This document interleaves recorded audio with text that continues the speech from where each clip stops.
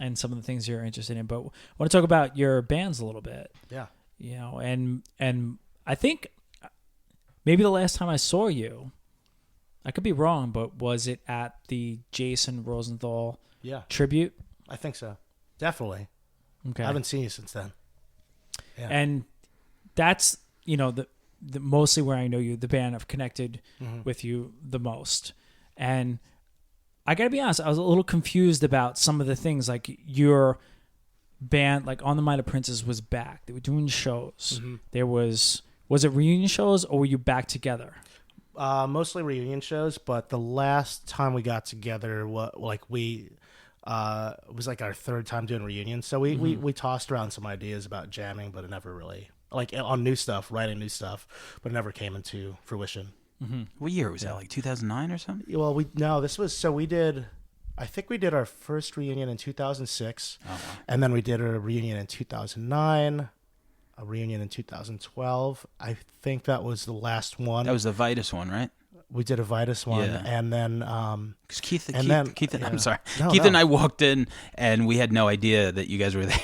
Really? We were just like, oh wow, I guess they're playing tonight. Well, we did too. What are you, Artie Shepherd? Yeah, making him feel. Oh, I know. No, we had no idea. No, we were just why. in Brooklyn. Jeez. Are you talking about the Texas the Reason show? I don't remember, man. I'm telling you. We did it was the Revelation Records like 25th anniversary. Okay. So we played at Irving Plaza with. It was a sick show. It was with Underdog and Tex the Reason. Yeah. It's like a weird lineup of, you know what I mean, of like New York bands. Right. Of course, we were the openers. But we also did a show with Texas the Reason, like a pre-show at St. Vitus.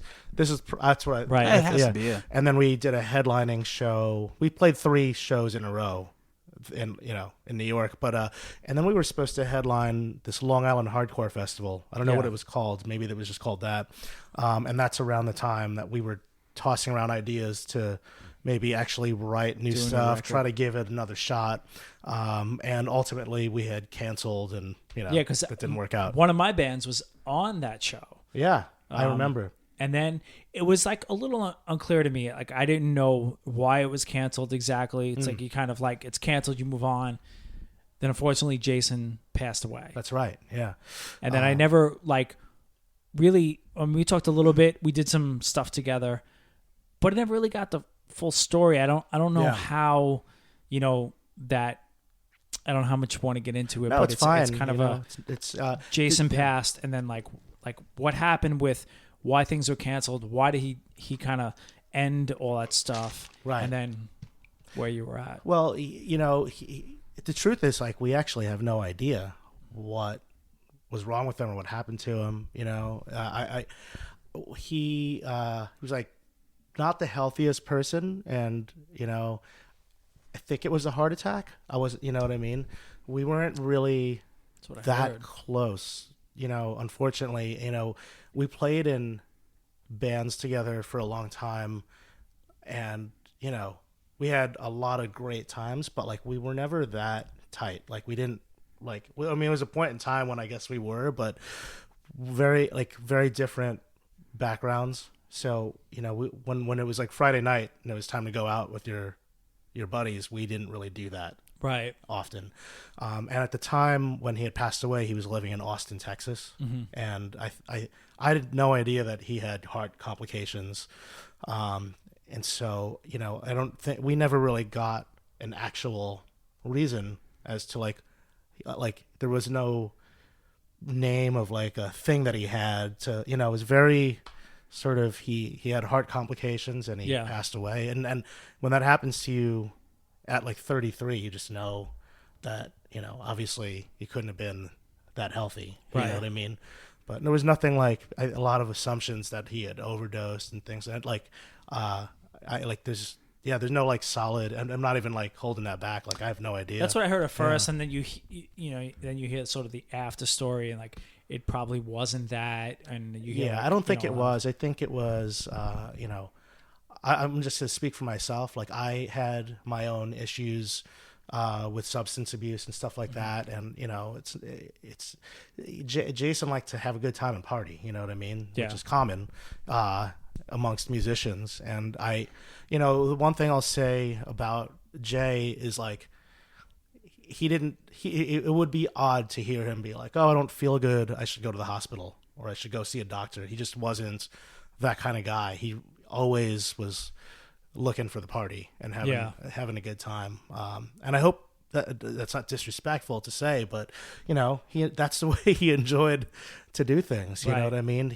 I could have happened to anyone. I mean, I was doing the same thing in the 90s. Yeah. I was definitely fucked up. I've like 17 years clean. Congrats. I didn't know that. Yeah. 98. That's awesome. 98 was the last time. So it just could happen. Like I OD'd and I woke up with Narcan.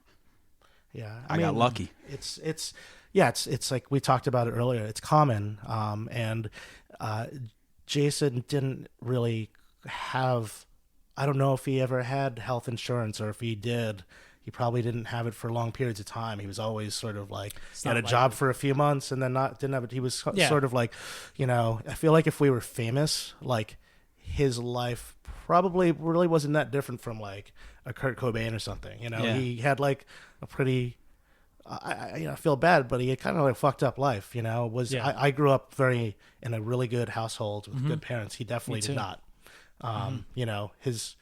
He lived out of his car for a while. He didn't have parents to call up and be like, I need some money. He was my roommate. I actually lived with Jason. You did, yeah. This. But he was a great. Just on that, I don't. It's still a mystery, and it was horrible, and we didn't really get along all the time that well, and but people liked the band enough to warrant doing reunion shows, and I think when you're still playing music, or if you want to keep playing music and you have an audience to play to, it's an easy thing to just say, let's do that. Absolutely. And after a while, if you're doing reunion shows so much, it kind of feels like silly after a while. Like maybe we should, sometimes it's better to leave it. Actually, there are definitely bands that have gotten back together and not written the best material, but we tried, and he was. Do you feel at the live shows like you guys were killing it, like the material, pulling it off and that stuff? Yeah. We were kind of a sloppy band. We weren't the tightest band. But the music lent itself to it that. felt, it felt awesome. Feeling. It felt great. There's something, I don't know if you guys feel this way about your own bands, not to cheapen other bands you've been in, but I feel like everyone has that one band that we're in. Yeah. That, is sort of unparalleled. And, even in 2009 through 2012, all those reunion shows, every time we did those shows, it was different than other bands I was playing with at the time. It's hard, it was a different energy, and it, Of course. Yeah, I want to say it was better, but and the people, man, kids, they grew up watching those shows later on, like that, everyone remembers On the Mighty Princess. You guys definitely left one hell of a fingerprint on Long Island. So. Thanks. Yeah. I know you had like a thing, like you were on Revelation, but you wound up on Revelation, but you had a thing with Drive Through Records. You were going to maybe be on. You were kind of poised to do a lot of stuff. Yeah. And I know it sort of stopped. But maybe you can explain a little bit like what you went through to get to where you were. So, On the Mighty Princess started in 1997, which is crazy to think that was 20 years ago. Is that 20 years ago? Yeah. Sure is. It's pretty wild. So, I guess the way to sort of summarize, what that was all about is the band got signed.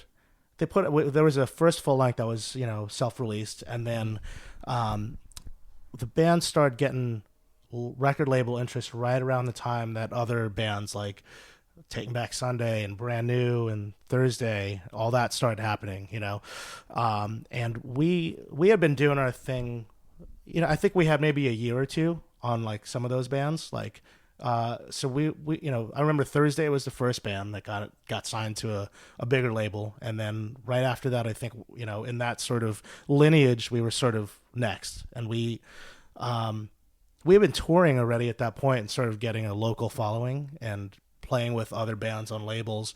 And so that buzz, I guess, sort of, we got Equal Vision, all those sort of Revelation. Yeah. those sort of like household names in the hardcore scene. We started getting like a lot of those people hitting us up, and it was very apparent that something was happening because, like, you know, Thursday wasn't playing at the local bar anymore. They were playing at Irving Plaza. Right. And then other bands that we were friends with were starting to get looked at. And it took us a while because we were kind of dysfunctional. Mm-hmm. Like we didn't we didn't always get along that well, but like we recognized that's a band. Yeah. Yeah. I mean, we recognized that like whatever it was that we were doing, people liked it more than other bands that we were in before that, which is kind of interesting because I never experienced that before, and I don't think they did either. I don't think that was the first time any of us played in a band where people cared about it on a level where people knew the words and they were coming up to us afterwards and wanted to talk to us. Like that never happened to any of us before. And I was 18 when I joined that band. So like any band that gets popular, it's like a new experience. It's just so absolutely crazy. Yeah, no, on the Might of Princes got a lot of record deal offers right around the time that everyone else was, and it was right before a lot of those bands that are really big now got signed. You know, and I can tell you that because at the time, Brand New and Taking Back Sunday and Coheed and Cambria were opening up for us. We took a lot of these guys. We took Taking Back Sunday, I think, on their first road trip. Coheed was Jersey, right? Coheed was Woodstock, but they opened up for us at like a university, and then they played with us here in Long Island and opened up for us. So like, you know, a lot of these bands, they're on the radar of each other, but nobody was like, I mean, these guys, Coheed played Madison Square Garden headline, you know. Oh, like this is the kind of shit huge. that was not, you know, anticipated. So for us, it was weird being caught up in that and started going back to what we were saying, not being prepared for that and not anticipating it and being dysfunctional at the same time and being teenagers and whatnot. Right.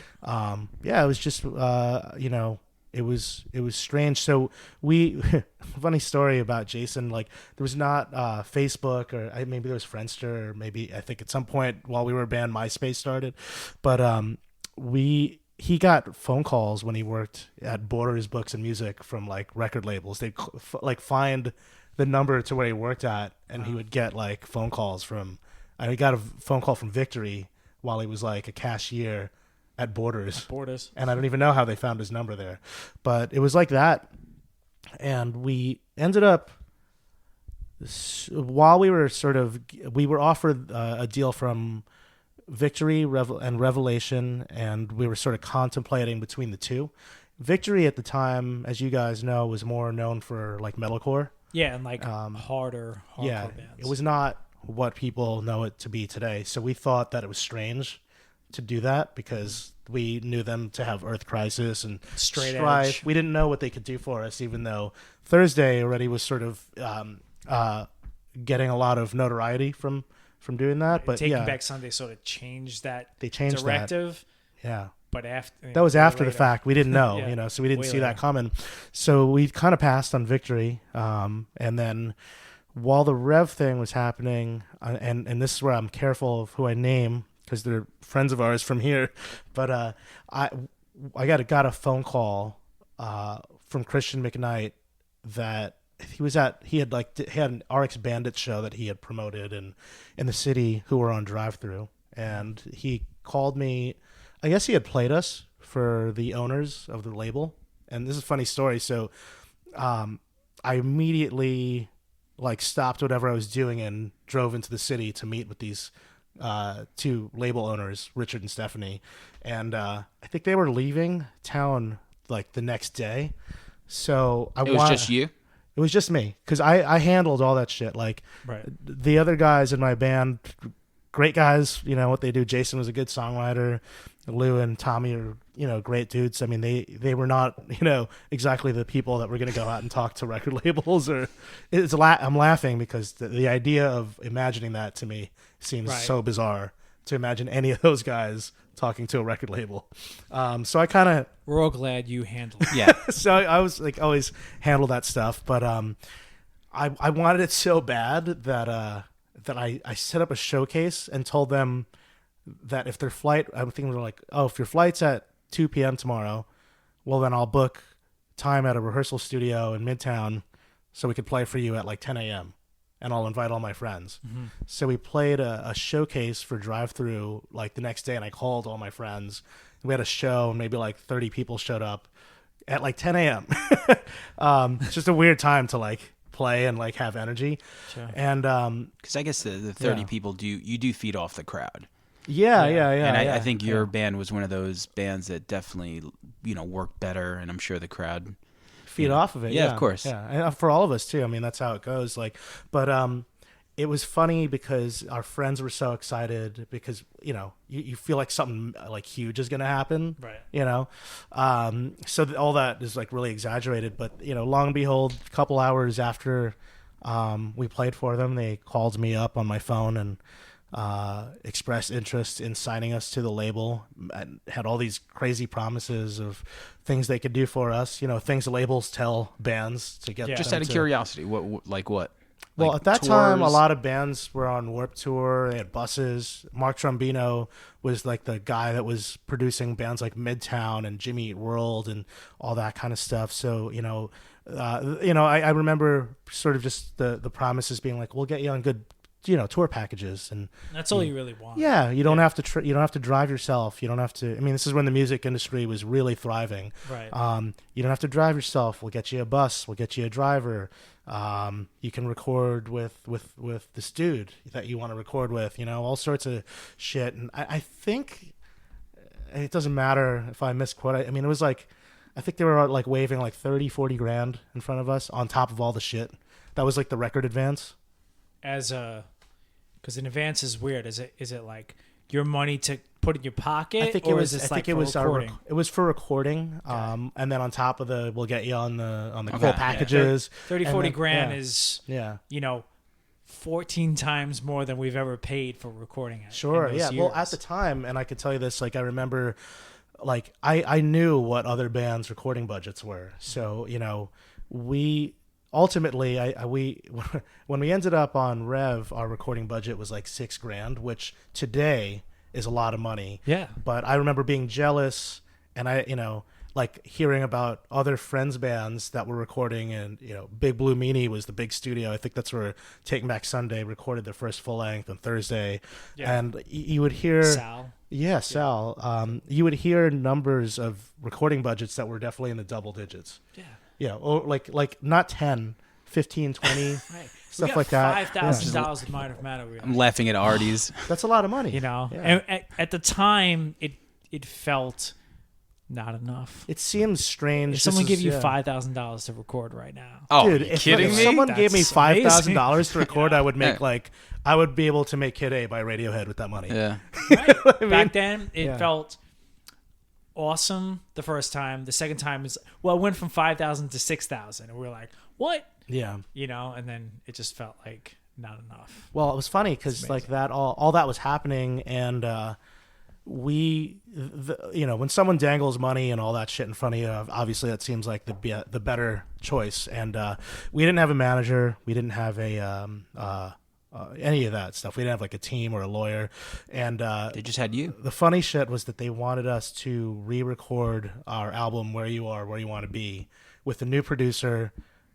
They thought the front cover was a little silly because it's a picture of Jason and our friend Steve, who's this large dude running on the beach. They thought it was silly and it didn't match the music, and they thought the song structures could have been spruced up a little bit and the sound quality. So they really wanted to change us, and that was not anything we had discussed. It was a weird phone call.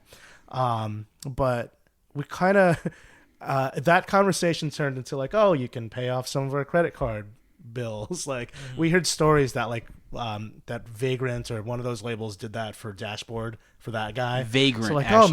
maybe they'll take care of our debt and all this other stuff. And it was actually Vagrant for Dashboard. Yeah. They paid off Chris Caraba's credit card bills, and they said they would do that for Jason. And, they just promised us a lot. So it's a good deal. Absolutely. Like, especially like at that point, you're playing in bands. All you have is debt. Yeah. So you feel like if you just wipe away the debt, you're not making money. Then we'll re-record our first record. Yeah. You're not making money on the road, But so long story short, they promoted us on their site as if we were a drive-through band because we verbally agreed that we would do it. And we went on a tour. I think it was with Latterman, and the idea was that when we were on the West Coast, we would meet up with them at their mansion. They had a mansion at the time. Wow. That's what they said. Well, it's what bands that were on the label would tell us, like, oh, you got to check out their house. It's was like it a like mansion. the hardcore mansion? I'm sure it wasn't really a mansion. I'm sure it was just a nice house, but like to like some hardcore kid that just got signed, and it's like a big they're house. like, he's like, yeah. So it was exaggerated. But anyway, we were supposed to go there, sign the thing, and shit, man, we were shit talkers back then, and we started things with people that we shouldn't have started, and some of the bands on the label didn't like us, and they didn't want us to be on the label. So I had the unfortunate experience of having to explain that to my bandmates, and we went back home empty-handed, but it didn't end up so bad because we still had a record deal from Rev, and at the end of the day, I think we made the right decision. So, right. So, to be clear, like, you were going to get signed by the label. Label wanted you, but there were other bands on the label you weren't cool with because of Long Island problems. Yeah, and then that kind of shifted. Couldn't get the deal. We were saying this off record, but like we were sort of like, not everyone got along in the scene all the time when you were young, and there was message boards. That's what people did back then. There was the Long Island Zoo board, and people talked shit about each other, and sometimes they would do it on stage, right. and we did that. we all. I'm gonna say Lou is innocent, but like the rest of us definitely did that in our own way. I was like the message board guy, and Jason was the guy on the mic that would talk shit. Apparently Tommy did too, and I didn't know that, but it pissed off some people. People didn't have a good sense of humor about it, as they shouldn't. We were dicks, and it costed us $40,000 in the tour bus and a lot of credit card bills that could have been paid off. We're still trying to pay off those credit card bills. Oh yeah, those credit card bills. Yeah. But you know what? We, as they say, as you grow older, you get wiser. So I actually, for me, I can say I'm like friends with a lot of those guys now that had issues with us. Right. It's sort of weird. Like everything gets mended, Yeah. if you're around long enough, and especially with like Jason's passing, you sort of realize what you're really worried about, and something tragic like that happens. Yeah. It sort of shrinks all the other problems. And then when new problems come up, you kind of like, it's not really a problem. Yeah. Compared to what we dealt with, and, in the light of. At the end of the day, I think back about all that stuff. Like, we toured, we got a decent amount of fans. We got to tour Europe and shit. That was awesome. And when we played reunion shows, people showed up, and so like having that sort of to look back on makes it all sort of fine now. It all worked out in some way. How did the end of On the Mighty Princess happen? Well, basically, Jay's health wasn't great. It was evident, that he wasn't in a great place, and as I mentioned, we didn't always get along, and a lot, and you hear about this a lot with any band stories. A lot of any band that breaks up, sometimes you're lucky and the tensions go away, but with us, at the end of the day, those tensions were still there, and so when we tried to get back together and actually write new material and be a band, which I can't remember what year that 2012. Mm-hmm. For whatever reason, we just ended up fighting again, and unfortunately, that was the last time we all saw. And then the same thing happened in 2005 when you guys broke up the first time, or was it? Yeah, 2004. We broke up in Europe during our first European tour. I hear that all the time. And our I do. I mean, it's amazing too. Thanks for bringing that up, because it's more interesting. This is a more interesting part of the band is we have a record out on Revelation Records, which is a big deal, at the time. And we're touring Europe. We've never done that before. We got a driver, and we're playing festivals, and it's what you want to happen. That's all you want. Yeah, we're playing a couple thousand people sometimes. It's nuts. And actually headlining our own shows in between, and it's not empty. In Switzerland and Amsterdam, that's crazy, right? Yeah, so basically the dream. It's a dream. Yeah. But again, when you just don't get along, no matter what, no matter how good your business or your band is doing, or if you're roommates, this shit's gonna come up. So I feel bad saying this. Many of us were not happy and kind of hashed out on our last show of the tour, we kind of knew that we could not continue doing this anymore. Yeah. It wasn't going to work, and it wasn't going to go where we wanted it to go. So we and it was weird. It was kind of like almost like it was meant to be or something. Like we had played all these great shows in Europe, and this last show was horrible. It was like 10 people there, and we played in front of those 10 people as if it was our last show. Right. And then we didn't talk for like 3 years. Unbelievable. Like you said, like here you are, like as kids, you know, you start this band and it's the first time that people, like you said, you know, you're 18 and they start giving a shit and they go up to you, and then you build up to this tour. You guys signed to Revelation Records. You're doing your thing. Yeah. But you guys just can't get along enough to just hold it together, and it's almost easier to, I guess, leave it, right? Yeah, I mean, it was because, again, you don't know what you're doing, and I was always super jealous and upset about how that worked out, because around me, everybody was getting super successful. That was the height, you know? So as happy as I was, the truth is, like, you know, we were watching bands that opened up for us, like headlining fucking Irving Plaza, places we grew up going to, and then it kind of felt like we were left in the dust, you know, and it was our own fault. So, you know, it was really frustrating for a while. And it was also just hard to be around that kind of music for a while, because I associated it with, you know, I wanted to try some, for me personally, I wanted to try something new. It's kind of why I moved to Brooklyn. There was a different kind of thing going on there at that time. And we all are musicians. We've been in different bands that sound different from the last one. It's cool to do that, but I you know, it was hard to listen to if like a band that I grew up with came on K-Rock, which was crazy to hear that at the time. Right. It would just kind of make you feel bad. I was a little bitter about it, you know. But I mean, it's pretty honest, man. Definitely. I got to be honest about it, you know. Yeah. But you know, later on, I learned to be very happy and proud, especially now at Revolver, you know, having had interviewed Daryl Palumbo, you know, as a fellow musician from the same place, you know, like it's different now when you're older, but at the time it was rough, man. Everything about it, because we worked so hard, and we didn't know how to network that way and be cool with everybody.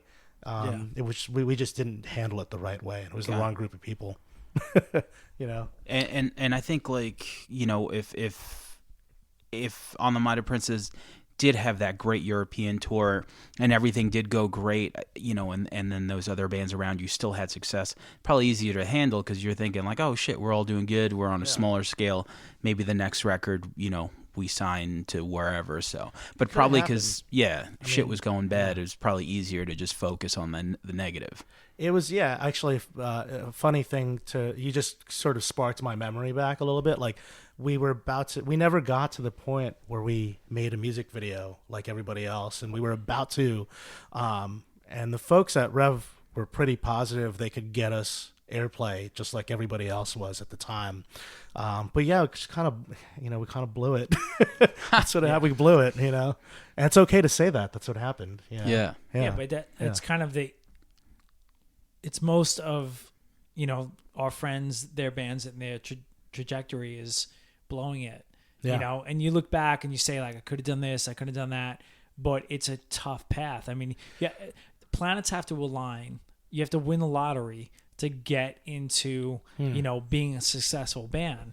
Most of our stories are like what you're talking about, and you're being honest about, you know, hearing another band that gets successful and jealousy, you know, or, you know, some competitive nature, but that's the truth. You know, you get in it to be a bigger and better band, and then within the band you have personalities. It's tougher than dating, and you have all these things, dealing with a record label, dealing with all things that you don't know how to deal with. Yeah, I mean, it's just like anything, and I think it's okay to say that if you set up shop on a block and a whole bunch of people do the same thing, and the store across the streets bringing more customers and money than you're going to be upset about it, you know. But we were happy. I was happy later on.